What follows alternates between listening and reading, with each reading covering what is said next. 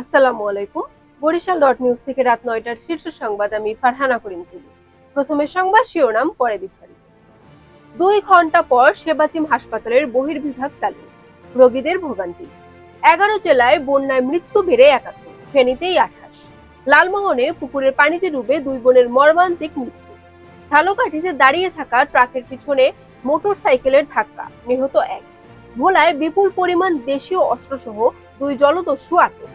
নববধূকে বিষ খাইয়ে হত্যার অভিযোগ, স্বামী শাশুড়ি পলাতক। কলাপাড়ায় যুবদল নেতাকে দল থেকে বহিষ্কার।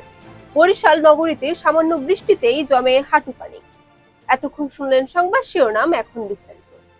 টানা ২ ঘন্টা বন্ধ থাকার পর বরিশাল শেরেবাংলা মেডিকেল কলেজ হাসপাতালের বহির্বিভাগে চিকিৎসা সেবা ফের চালু হয়েছে। চিকিৎসা বন্ধ থাকায় চরম ভোগান্তিতে পড়েন সাধারণ রোগীরা। মঙ্গলবার সকালে হাসপাতালের বহির্বিভাগে চিকিৎসা সেবা ২ ঘন্টা বন্ধ ছিল। দেশের দক্ষিণ পূর্বাঞ্চলে ১১ জেলায় বন্যায় মৃতের সংখ্যা বেড়ে ৭১ জনে দাঁড়িয়েছে। মন্ত্রণালয়ের তথ্য বলছে, এই ৭১ জনের মধ্যে ফেনীতে ২৮, কুমিল্লায় ১৯, নোয়াখালীতে ১১, চট্টগ্রামে ৬, খাগড়াছড়িতে ১, ব্রাহ্মণবাড়িয়ায় ১, লক্ষ্মীপুরে ১, কক্সবাজারে ৩ এবং মৌলভীবাজারে ১ জন মারা গেছেন। নিখোঁজ আছেন ১ জন। ভোলার লালমোহন উপজেলার পুকুরের পানিতে ডুবে ২ শিশুর মৃত্যু হয়েছে। সোমবার সকালে উপজেলার ৮ নম্বর ওয়ার্ডের সৈয়দাবাদ এলাকার মালবাড়িতে এ ঘটনা ঘটে। মৃত শিশুরা হলেন ওই বাড়ির মোহাম্মদ রাজ্জাকের ৮ বছরের মেয়ে মোসাম্মদ খাদিজা বেগম এবং মোহাম্মদ মাকসুদের ৫ বছরের মেয়ে মোসাম্মদ রাবেয়া। ঝালকাঠির সড়কে দাঁড়িয়ে থাকা বিদ্যুতের খুঁটি বোঝা একটি ট্রাকের পিছনে মোটরসাইকেলের ধাক্কায় সুমন দেবনাথ নামে এক যুবকের মৃত্যু হয়েছে। এই ঘটনায় আরো ১ জন গুরুতর আহত হয়েছেন।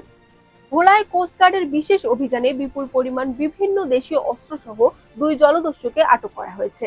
সোমবার বেলা ১১টায় কোস্টগার্ড দক্ষিণ জোনের প্রেস ব্রিফিং এ এই তথ্য জানান মিডিয়া সেল কর্মকর্তা lieutenant commander HMM Harunur Rashid. ঝালকাঠির রাজাপুরে কানুনিয়া গ্রামের যৌতুক দিতে না পারায় এইচএসসি পরীক্ষার্থী নববধূ নাজমা আক্তারকে বিষ খাইয়ে হত্যার অভিযোগ পাওয়া গেছে। ঘটনার পর থেকে অভিযুক্ত স্বামী জাহিদ হোসেন ও তার মা পলাতক রয়েছেন। সোমবার সন্ধ্যায় নাজমার মা ফরিদা বেগম অভিযোগ করেন।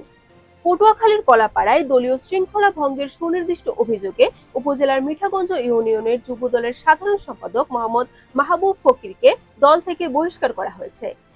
সামান্য বৃষ্টি হলেই বরিশাল নগরীর বিভিন্ন সড়কে জমে যায় হাঁটু পানি, আর এতে ভোগান্তিতে পড়ে স্থানীয় বাসিন্দা সহ বিভিন্ন যানবাহন চালকরা।